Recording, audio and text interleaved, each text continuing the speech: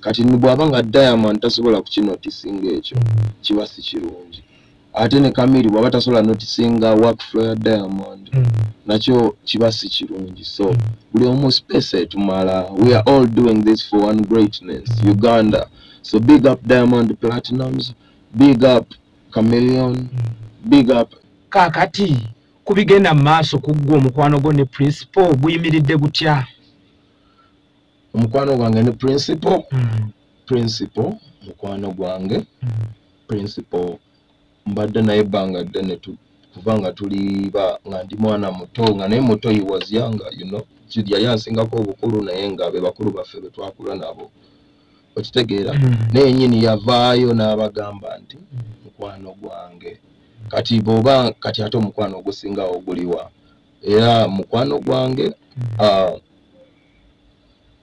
kyekyo kuva gye tuvudde yonna twesanga nga kuvaawa you know he's my friend so our friendship is still very strong naye mu bigambo bye yagamba toli wa ghetto ate yagamba bw'atyo yabagamba nti ndi mukwano gwe mugende mumpagire era mwebaza olw'obuwagizi bwe yalaga okundaga ku show yange era yaman mubiginga up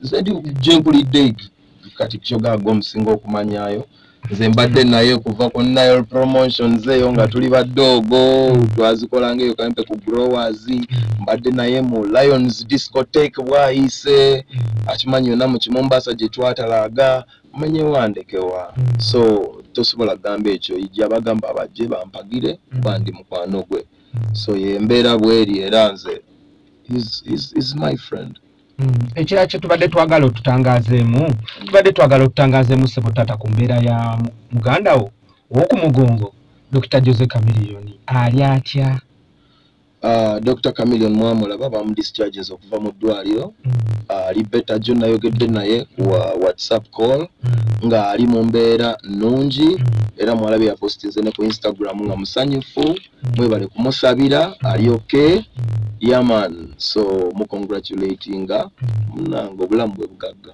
yaman oyina oluyimba olunyuma lutrendinga luwata ku Loverman album balitayeggwe tululaba ku TikTok abaana bakoze challenges enjawulo oluyimba olwo abantu beesunze video yalwo yaddi video y'oluyimba nange baginsabye oluyimba mwe bali mwenna abakoze challenges ulufudde you know trending ngenda kuba mbatera video anytime now sawa yonna video egenda kubejja era abagyesunze mugende musubscribing ku YouTube channel yange mugenda kubanga mugisangako ejja era ensonda zaffe z'okutusengeza atugambye nti girlfriend wo Mimi gw'ogenda okozesanga Vixen mu video eyo tutangazeemu video ejja egenda kubeegwa essaawa yonna abaagala okumanya agenda okubeera mu video bagende mu video lwenefuluma ngenda kubanga mpita ku mikutu gyange naye basubscribing ku YouTube channel video kwegenda okubanga efuluma ey'oluyimba yaggwe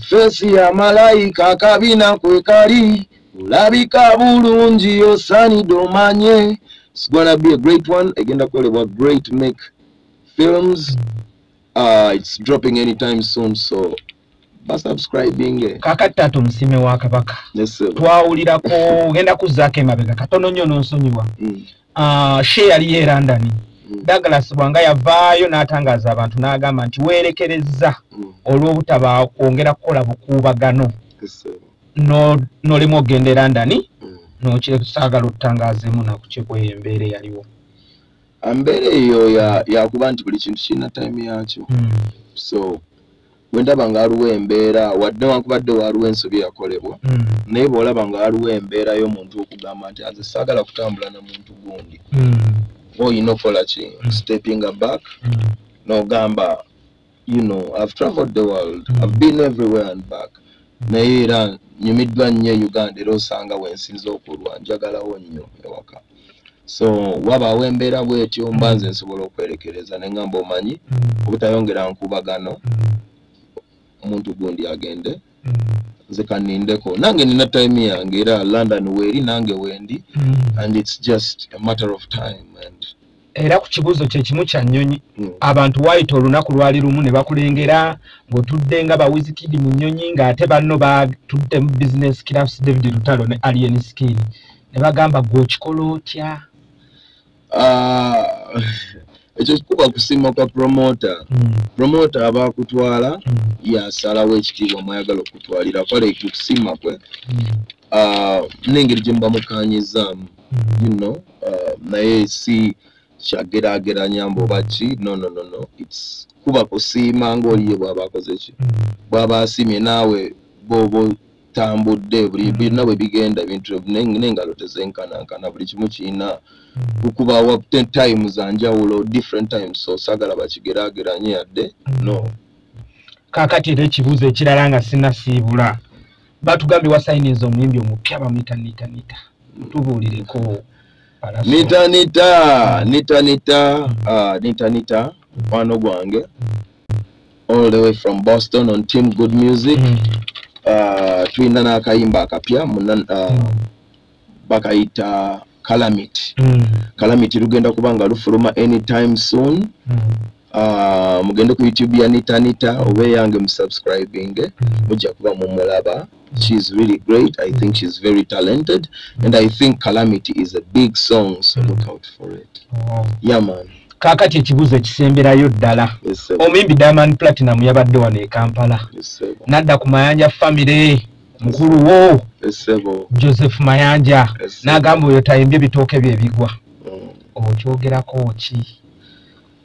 Akituwa ebyokuyiga bingi kitubuulira nti abantu betulina olumu maybe tetubaagala kimala oba abantu betulina tetubasiima kimala naye nga basiimibwa ate abantu abalabira ebbali so era naye yakuwadde message n'agamba muyige okusiima twerabire okusiima what is ours ne tusiima what's not ours and that is when we start losing as Ugandans or Africans.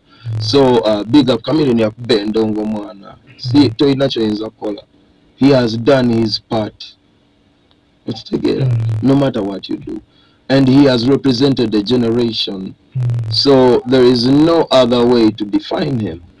Kati nubwabanga Diamond tasobola kukinotisinga ekyo kiba si kirungi ate ne Kamiri bwaba tasobola notisinga workflow ya Diamond nakyo kiba si kirungi. So buli omu space etumala. We are all doing this for one greatness, Uganda. So big up Diamond Platinums, big up Chameleon, big up everybody, big up Yaman. You go video dropping soon. Calamity Nita dropping soon. Stay in touch. Subscribe to the YouTube channel. Mbagala nnyo. Omuntu gundi agende. Nze kanindeko. Nange nina time yange era London weri nange wendi. And it's just a matter of time. And era ku kibuuzo kye kimu kya nnyonyi abantu wayita olunaku lwali lumu ne bakulengera ng'otudde nga bawizikidi mu nnyonyi ng'ate banno batudde mu business class David Lutalo ne Alien Skin ne bagamba gwe okikola otya? Ekyo kikuba kusiima kwa promoter. Promoter aba akutwala yasalawo ekitiibwa mwayagala okutwalira kwale kusiima kwe n'engeri gye muba mukanyizaamu naye si kyageraageranya mbu ki no it's kuba kusiima ng'oliye bw'aba akoze ki bw'aba asimye naawe bw'oba tambudde buli byonna bwe bigenda ebintu n'engalo tezenkanankana buli kimu kirina kukubawa 10 times anjawulo different times so sagala bakigeraageranye yadde no. Kaakati era ekibuuzo ekirala nga sinnasiibula batugambye wasayiniza omuyimbi omupya bamuyita nita tubuulireko Nita mukwano gwange